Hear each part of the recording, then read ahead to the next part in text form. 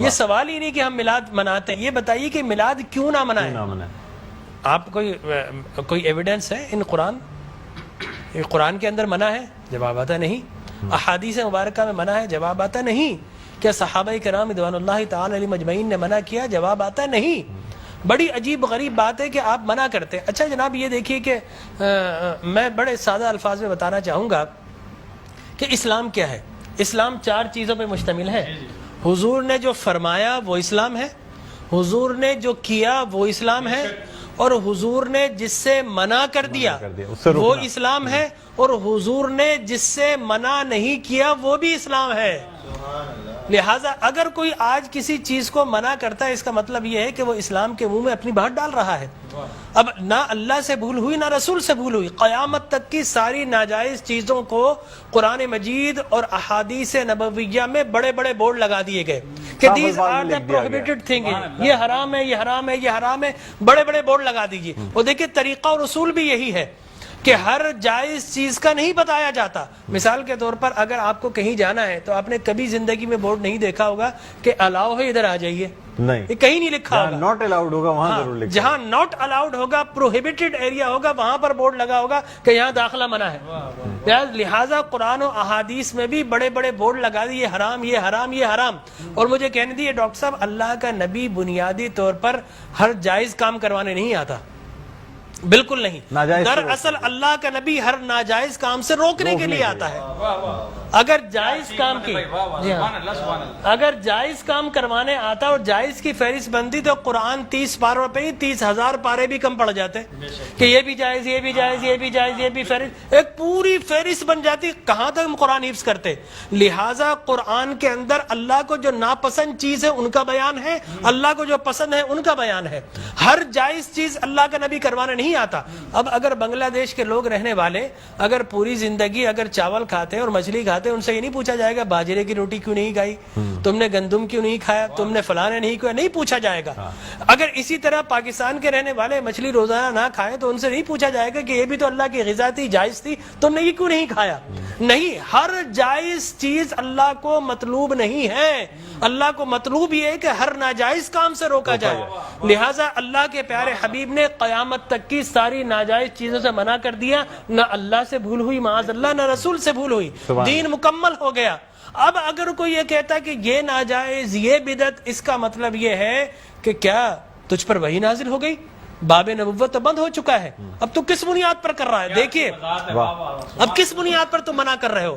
اور میں آپ کو بتاؤں ڈاکٹر صاحب، یہ دین کا مسلمہ اصول ہے کہ کسی چیز کے جواز کے لیے کوئی ضعیف حدیث بھی کافی ہے، لیکن کسی چیز کے حرام یا بدعت ہونے کے لیے قرآن اور احادیث کی نص قطعی چاہیے آپ کو، اور حدیث متواترہ چاہیے، اس کے بغیر آپ کسی چیز کو حرام نہیں کر سکتے، اس لیے کہ اسلام گلا گھونٹنے کے لیے نہیں آیا، اسلام تو راحتیں دینے کے لیے آیا ہے۔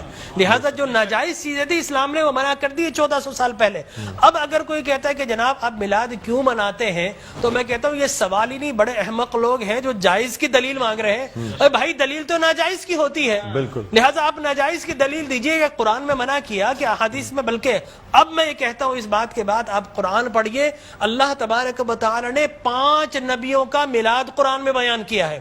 حضرت آدم علیہ الصلوۃ والتسلیم کے میلاد نامے قرآن کے 5 رکوع پر متفرق، پہلا واقعہ ہی میلاد نامہ آدم ہے، فرشتوں کو جمع کیا، میں آدم کو پیدا کرنے والا ہوں، کیا کریں؟ سیلیبریشن کرو۔ آدم کی ولادت کا موقع، نفخت فیہ من روحی فقعوا لہ ساجدین، جیسے ہی میں یہ آنکھ کھول دے، یہ پیدائش ہو جائے، ولادت ہو جائے، تو تمہیں کیا کرنا ہے؟ اس کو سجدہ کرنا ہے۔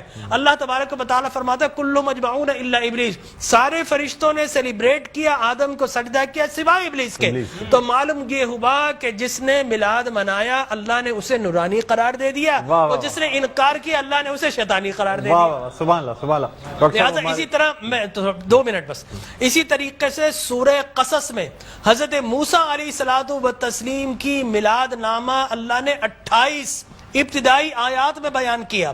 اور حضرت یحییٰ علیہ الصلوۃ والتسلیم کا میلاد نامہ سورہ مریم میں کیا سلام علیہ یوم ولدا، سلام ہو یحییٰ پر کس دن؟ جس دن وہ پیدا ہوئے. لہذا نبی پیدا ہو رہا تو اللہ سلام بھیج رہا ہے. اور پھر حضرت عیسیٰ فرماتے والسلام علیک یوم ولدت و یوم اموت و یوم ابعث حیا، سلام ہو مجھ پر جس دن میں پیدا ہوا. سرکار نے فرمایا. اور پھر اللہ تبارک و تعالی نے ووالدین وما ولد کہہ کر حضور کے میلاد کو بیان کیا. اور حضرت مریم کی میلاد کو اللہ نے سورہ آل عمران میں بیان کیا.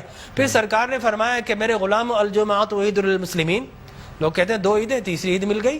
حضرت عمر بن خطاب سے پوچھا کہ یہ الیوم اکملت لکم دینکم، یہ آیت ہمارے نبی پر نازل ہوتی تو ہم 2 عیدیں مناتے، ہم تو بطور عید مناتے. حضرت عمر نے حضرت ابن عباس دونوں سے احادیث فرمایا میاں تم ایک عید کی بات کرتے ہو، ہماری تو 2 3 عیدیں تھی اس دن. وہ یوم عرفہ تھا مسلمانوں کی عید کے دن، وہ جمعۃ المبارک تھا مسلمانوں کی عید کے دن، وہ تکمیل دین کا دن تھا، وہ مسلمانوں کی عید کا دن ہے. لہٰذا یہاں پر تو پہلی، دوسری، تیسری، چوتھی، 5ویں نہ جانے کتنی عیدیں. اور صحیح مسلم کی حدیث مبارک رسول اللہ نے 5 عیدیں بیان فرما دی. ایام تشریق، یوم نحر، اس کو سرکار نے عید قرار دیا. لہٰذا معلوم یہ ہوا کہ سرکار دو عالم. اور پھر میں عرض کر رہا تھا کہ آدم پیدا ہوئے، فرمایا الجمعۃ عید للمسلمین، جمعہ مسلمانوں کی عید کا دن. فرمایا رسول اللہ کیوں؟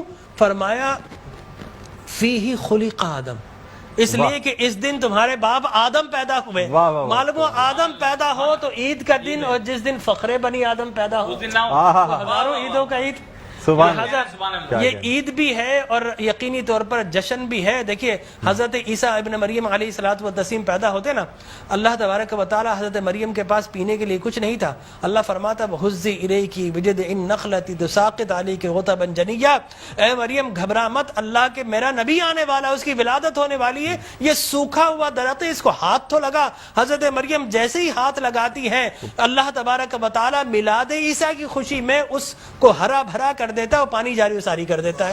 تو اللہ تبرک بھی دیتا ہے، اللہ تبارک و تعالی اسے سیلیبریٹ بھی کرتا ہے. تو یقینی طور پر میلاد النبی صلی اللہ علیہ وسلم کے اگر جواز کی آپ بات کریں گے صبح ہو جائے گی. میں قرآن سے بھی بیان کرتا رہوں گا، میں احادیث نبویہ سے بھی بیان کرتا رہوں، لیکن ناجائز کی ایک دلیل اگر کوئی ہمیں دینا چاہے تو ہم موجود ہیں میٹرو ٹی وی پر، کوئی ایک دلیل ہمیں دے دے. لوگ کہتے ہیں بدعت بدعت، یہ بدعت. او بھائی بدعت ہر نیا کام بدعت نہیں ہوتا، ہر نیا عقیدہ بدعت ہوتا ہے. لہذا وہ سمجھے ہی نہیں، ہر نیا کام بدعت نہیں ہے. میں آپ کو ثابت کر دوں ہر نیا عقیدہ بدعت ہے. لیکن آپ شیطان نے جب بلیف جو جس چیز پہ انسان کا ہے وہ قائم ہے، وہ قائم ہے. ہر نیا کام، اگر ہر نیا کام بدعت ہوتا، خوشی منانا، عید منانا، اس میں تو کوئی ایسی بات انوویشن ہے اسلام کے اندر. آپ یہ دیکھیں نا حضور اکرم صلی اللہ علیہ وسلم کی وفات شریف کے بعد قرآن مجید جمع کیا، بدعت.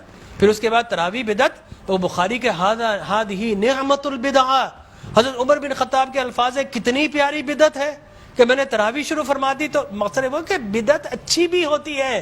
صحابہ کرام بدعت حسنہ بھی ہے، بدعت مذمومہ بھی ہے. اور مذمومہ بدعت کیا؟ اچھی چیز کو مٹا دینا. اور بدعت حسنہ کیا ہے؟ کسی اچھی کام کا جاری کرنا. فرمایا من سن سنتا حسنتا فلہ اجرھا واجر من عمل بها الى یوم القیامہ، جو کسی اچھی سنت، اچھے کام کو جاری کرتا ہے اس کے بعد قیامت تک اگر لوگ اس کام کو جاری رکھے تو اس بگنر کو اللہ تبارک و تعالی اجر و ثواب عطا فرماتا ہے. سبحان اللہ. ہماری ٹرانسمیشن